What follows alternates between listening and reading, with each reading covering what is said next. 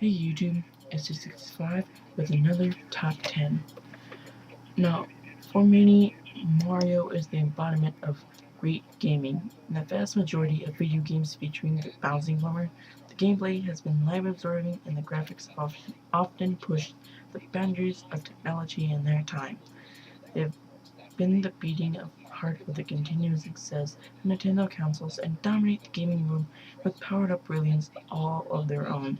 However, and the fact of the matter is that there are so many great Mario games that it's always going to be controversial to pick out a top 10. But here goes nothing. Number 10, Donkey Kong. As Mario's first entry into the computer games rock and roll hall of fame, you can't really have a Mario top 10 without including the place where you first jumped to life. Donkey Kong. Donkey Kong. However, the reality is that back then, he was a pixelated blob of a carpenter called Jumpman battling a giant barrel-throwing ape to rescue his girlfriend, Pauline. It was, it was and still is infuriatingly addictive and helped to bring the wonderful world of Nintendo to the masses.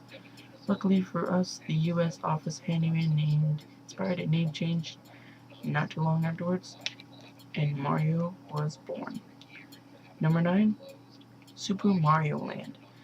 Another first comes in at number 9 with Mario's first entry into the world of handheld games consoles, as we know them. While Mario featured on the old Game & Watch series put out by Nintendo in the 80s, it wasn't until 1889 to 1999 that his first truly cartridge-based handheld game hit the shelves, and Super Mario Land on the original Nintendo Game Boy. Once again, it had simple graphics, though impressive at the time, maybe even more simplistic than Donkey Kong with a grayscale palette. But the same addictive platform jumper made it a classic. Number 8, Mario and Sonic at the Olympic Games. Perhaps the most controversial of all the firsts that Mario has ever had has got to be his first game with Sonic the Hedgehog. Throughout the 1990s, Nintendo's and Sega's official mascots were bitter digital rivals.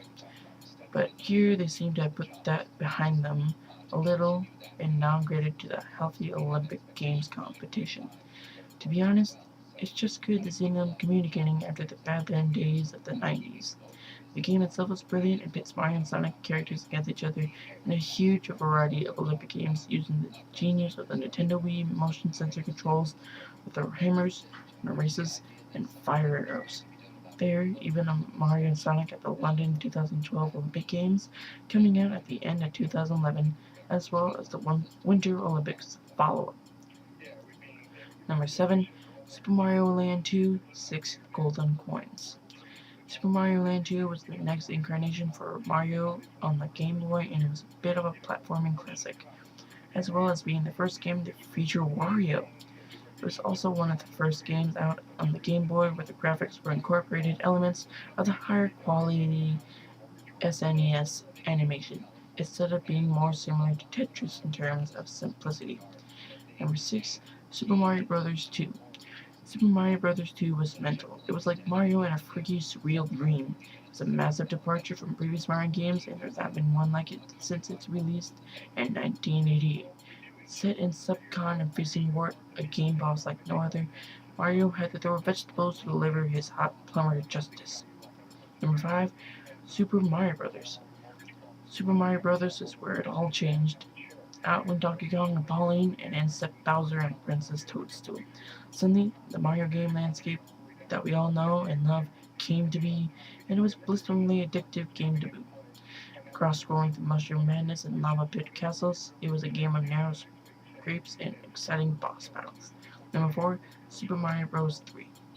Not everyone will agree that Super Mario Bros. 3 is better than the earlier games, but with its attention to graphic detail for the NES game and its new power-up additions is one of the biggest joys in childhood for many. It had some of the most amazing bosses in Bowser's child underlings, and had the final level with infuriatingly difficult, which made victory in it all the more sweeter when you finally made it to Bowser and kicked his reptilian tail. Number 3, Super Mario 64. Mario went 3D in a big way with the launch of the Nintendo 64. With 64-bit brilliance, the ingenious analog stick, and a lush 3D world to explore, Super Mario 64 changed the face of platform gamers, spawning a whole new direction for the genre. Instead of just facing Bowser in the old side-scrolling manner, you could suddenly and literally run circles around him, grab his tail, and swing him around. It was sheer gaming excellence. Number 2, Super Mario World.